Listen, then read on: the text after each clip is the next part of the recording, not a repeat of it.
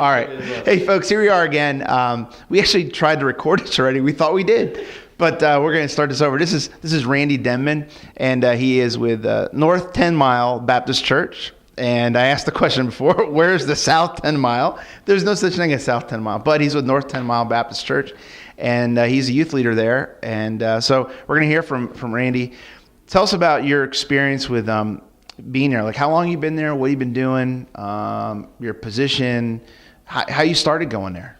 Well, I started out about 8 years old, involved with the King's Kids program. Their Sunday night, kids program. It was Wednesday nights then, and we just, I come up in the church in that aspect. I got involved with a few of the youth leaders along the way who really were like second fathers to me that taught me a lot of things.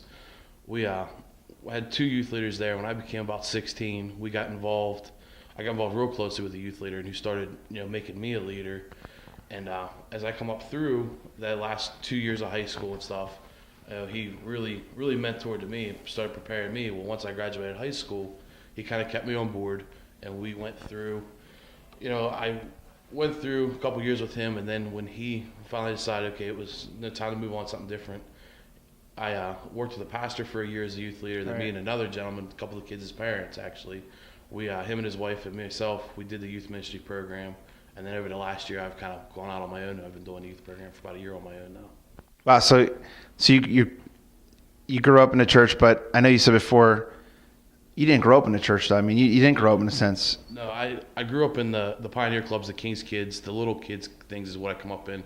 I didn't really start attending Sunday school. I didn't start attending Sunday school until actually I graduated high school. I was 18, but I really got faithfully involved with church when I turned 16. I was driving myself to church. I was getting there, and we had I won't say it was a new pastor, but he'd been there a few years, and I got involved with him. I got involved with the youth leader at the time, and then Sunday mornings were like, yeah, I need to be here. But it didn't click in my head until I turned about 18 about Sunday school. But I didn't really grow up in the church. I missed out on all the Sunday school teachings. Yeah. It's all stuff I had to go back and learn on my own. But it was all still things that, God had a reason for, and it was really a changing aspect of my life, because now I see how important it was for these kids to be there on Sunday. But how cool is it, though? Unchurched kid, coming to church, now you're serving in the church, and now you're leading other kids in the church. I think that to me really says a lot. What is it you love about 10 Mile? Like, what is it about the church you just kind of go, this is a great church? What is it? We have just a tight, close group of teens that I really get to work with. And the kids just always never cease to surprise me. There's always something that you go, wow, did they just do that? Or wow, were they really that dumb? But it was always that thing where you're like, okay, we really just did this. Yeah, we really just made it. They're always so supportive of the ministry. I mean, anytime the kids have asked for anything or done any kind of fundraiser, they've really backed us. And that's a huge, huge thing for us. We really had a good backing. And, I mean, there's always that Sunday morning hymn that makes you feel good. You hear that praise chorus out of a praise and worship book, and it just makes your week feel so much better. You really get moving. And I think that's two of the big things that are really there. All right, that's good. Tell me about the makeup of your ministry. Like, what happens weekly? Maybe what you do once a year is this big trip. So let's start with weekly. What do you do weekly? Like, that's been really good for you. We have a gentleman who teaches our Sunday school class. He's teaching on creation right now. We try to diversify a little bit so they're not getting me twice a day. We do our Sunday morning. He's a father to two of our boys. He's their Sunday school teacher.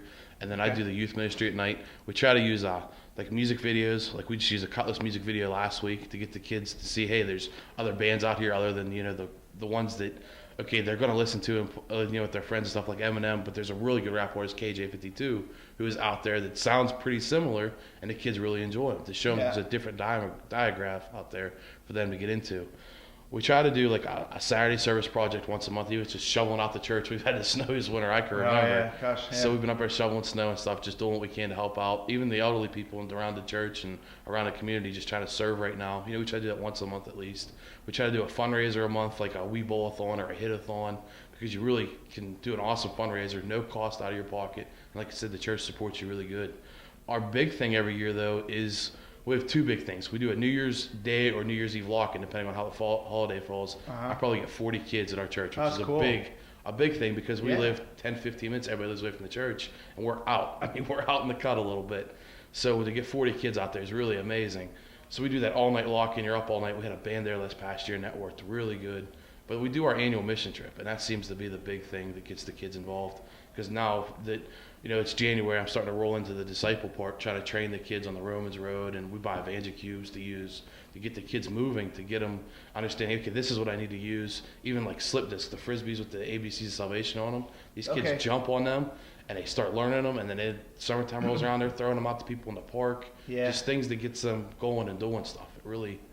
That's really, I think, one of the biggest things is that mission trip and the preparation for it. The kids really just kind of gather together. That's good. They see who's going. They start getting close because they know you got to spend a week with Randy, his girlfriend, and us kids. So we want to make sure us kids get along. Right. So now it's not a girlfriend now. It's fiance. Yeah. Fiance. You're getting married here. Married in July. Yeah. Yeah. It's good. All right. So what has been your biggest challenge? What has been your biggest joy? The biggest challenge is attendance. We live out pretty far, so we don't always have the kids around. There's sometimes that you find out that football, baseball, things of that nature take priority. Homework, projects. A lot of my kids are seniors, so they're spending their entire weekends working on school projects, which is their responsibility. They need to do that. But on a Sunday night when you have 3 kids show up, sometimes you're like, man, what am I doing wrong? You start thinking it's you, but you really have to realize that it's not you. And that's one of the biggest joys we talked about. That was that the kids that are there, those 3 kids really needed that one-on-one attention. They really needed that time with you to get their things accomplished. And sometimes you find out, hey, look at that light bulb going on. And that's that big joy, is when that light switch clicks and that kid goes, really? And you're like, yeah, that's how it works. And then they're like, wow. And you just see that fire starting to grow, that candle getting brighter. And you're like, okay, this kid's getting it now. Yeah. I think that's my biggest joy, is when I start seeing kids stepping up to lead and being disciples themselves. That's cool. Yeah, it's awesome. And that clicks, it's like, bam, they're like, you're just like, yeah, that's it, That's awesome. Tell me, reunion. I shared a video last night, and I'm talking about it. I'm pretty excited about it. I mean, I'm like, this is cool. You thinking about coming? Like, tell us what you're thinking about. What's going on? Well, we've always done, the last 2 years, me and my fiance have done creation. It's been a great time for us, and we see that the gentleman that's there is going to be at creation. He's part of Tooth and Nail Records, and Tooth and Nail Records have always done great things. Anytime we've gone and seen concerts or bands that have had Tooth and Nail on them, it's always been a solid band with good Christian teaching, and they always that time where they stop and they make, I don't want to say an altar call, but they make this confession of faith. It really seems to rally the kids. When you got a band up there, and then this guy's this loud, does this, and then all of a sudden he can stop and pray with us, it really clicks in their heads, and I think it would be a great opportunity for our kids to come out and learn. Yeah. That's great. Yeah, Rapture Ruckus, Brad, a.k.a. Rapture Ruckus, this is Brad, will be with us, and he signed with Tooth and Nail Records, and we're pretty excited. And Calling Out Closer, the other band, which they're amazing. They're basically just out of college, but they are phenomenal.